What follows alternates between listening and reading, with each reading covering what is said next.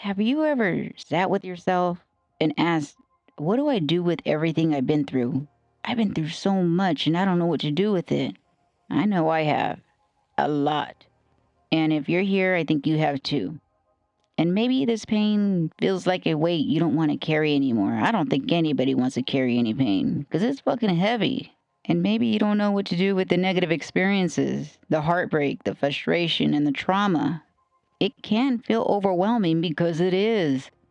But what if I told you there's a way to use the pain, to flip the energy into something that actually benefits you and maybe others? And before I get into this a little bit further, I just want you to understand that from a spiritual perspective, from the ninth dimension and beyond, I feel everything happens for a reason. Everything the universe does is on purpose. And it's different reasons for everybody. And things don't happen to you, things happen for you. These experiences are for you. Again, detach from the human and think about this from a higher perspective, from the unseen, how energy just is. Regardless of how you feel about this, we learn how to flip the energy. You use your pain, you create from it, you let it teach you something, you let it build something through you. Because you are the answer to all you seek, and you are the manifesting tool. Because what hurt you doesn't have to define you, but it can shape what you create next. And you may wonder, what does exactly mean to flip the energy? Well, when I say flip the energy, I don't mean ignore or suppress your feelings. I mean to transmute them. Take those heavy emotions, like the grief, rage, heartbreak, betrayal, and move them into something higher. Something that builds instead of breaks. Look at the positive instead of the negative. There's always something to learn from. There's always a message. You can write it out, dance it out, speak your truth, help someone heal, build something beautiful. This isn't just feel good, it's science backed healing. And let's get real. This isn't just about being in your feels. Pain literally changes your brain, and creativity helps restructure it. There's science behind using pain to create. That's my point. For one, there's neuroplasticity. Your brain isn't fixed, it's adaptable. Like painful experiences, especially trauma, alter how your brain processes emotions and stress. But healing rewires your brain too. And according to a 2020 study published in Nature Neuroscience, expressive writing and creative processing promote positive neuroplastic changes, helping the brain rewire itself to handle stress better. And then there's epigenetics and trauma. When we, suppress pain, it doesn't just go away. It lives in the body. And there's research on this from Nature Reviews Neuroscience, which shows that trauma can affect gene expression, turn certain genes on or off because of prolonged emotional stress. But when we actively process pain through therapy, art, movement, or storytelling, we reverse, those changes, healing deeper than just the surface. And then it's been shown how creative expression lowers cortisol. The science is clear. Creating something from pain lowers your stress hormones. And there's studies that actually prove this. One is from Drexel University and the National Institutes of Health that showed just 45 minutes of creative activity can reduce cortisol. And for anybody who doesn't know, cortisol is the hormone that's responsible for stress. But in doing this 45 minutes of creative activity, it activates the brain's reward centers.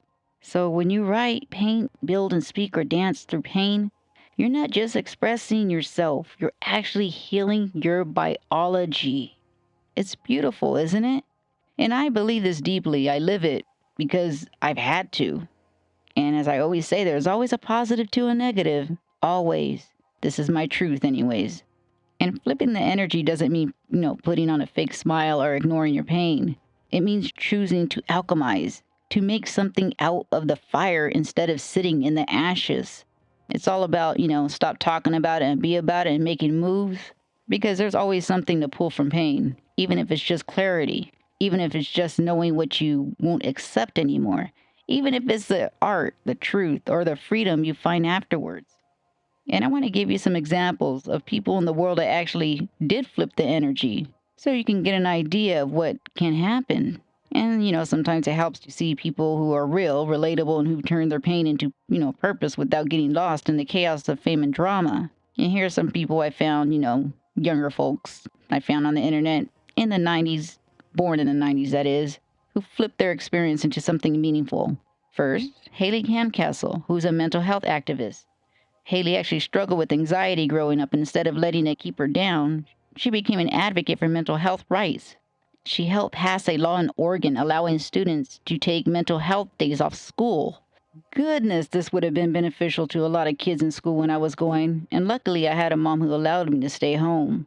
I pretty much was a good kid and did my work, and my grades I don't think they changed at all. And the reason why I didn't go was because I like to sleep. I hated waking up early in the morning. But as for the military, this would have been life-saving. They need to implement something like this in the military because I gotta say, it could save lives. This is something I needed while I was in a mental health day. And continuing on, there's Brittany Moses. She's a mental health advocate and writer. After Brittany battled depression and being a single mom, she dove deep into psychology and faith. And today, she creates healing content that blends science and spirituality, helping people understand that they're not alone and that healing is possible. Again, she's proof that pain can feel empathy and purpose. Another is Tyler Gordon, who's an artist. Now, Tyler was born deaf and later developed a severe stutter. Instead of letting those challenges silence him, he found his voice through painting. And now he's a celebrated young artist. He paints portraits of influential figures like Kamala Harris and LeBron James. His story is about finding freedom and expression through color, flipping personal challenges into creative breakthroughs. Another is Zachary Levi, who's an actor and mental health advocate.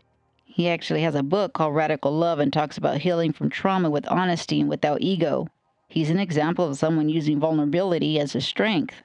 And that's what people want. They want authenticity and vulnerability online and between friends and all throughout the world. This is what we're shifting to. And it's beautiful and perfect. So what does flipping the energy look like for you? Because I'm here to let you know, you don't need a book deal or a giant platform to flip your pain into power. You just need willingness to show up, raw, honest, and open, authentic. And if you can't think of ways to start, here's some ideas.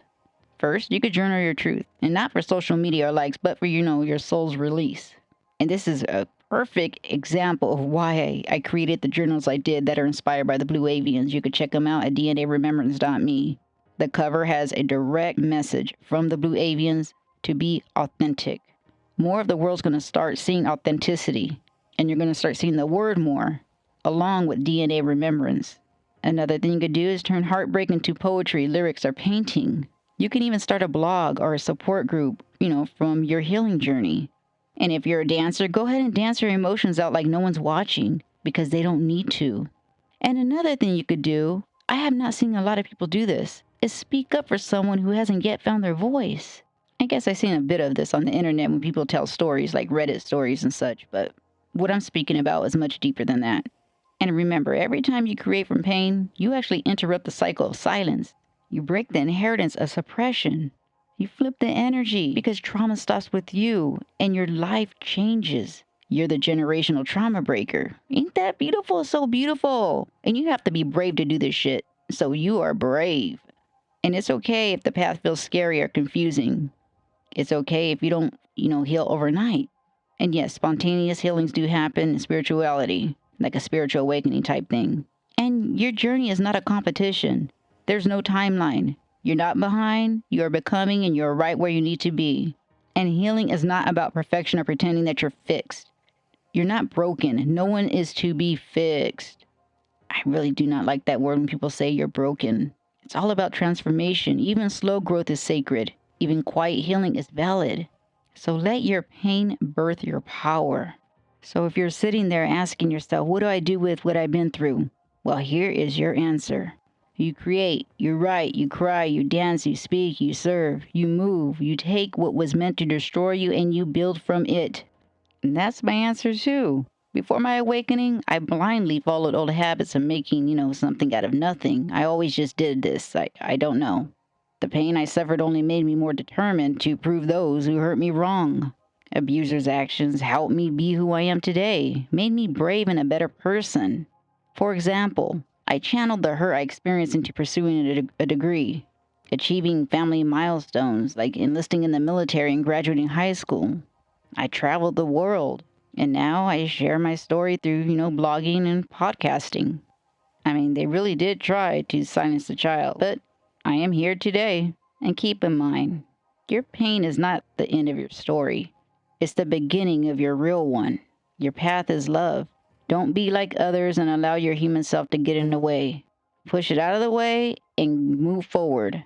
And up, raise your vibes. And keep flipping, keep feeling, keep creating. You're not broken, you're building and manifesting. So anytime you're feeling low or feeling negative or in pain or hurt, flip the energy and create something positive from it.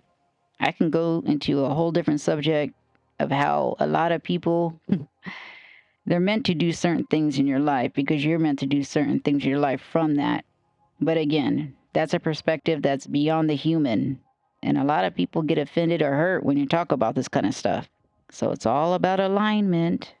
And I really, really, really appreciate everybody who comes by and listens or shares or doesn't even listen because we're all interconnected. And something was switched on or activated in your body, It always does. And until next time, thank you and have a beautiful, beautiful experience.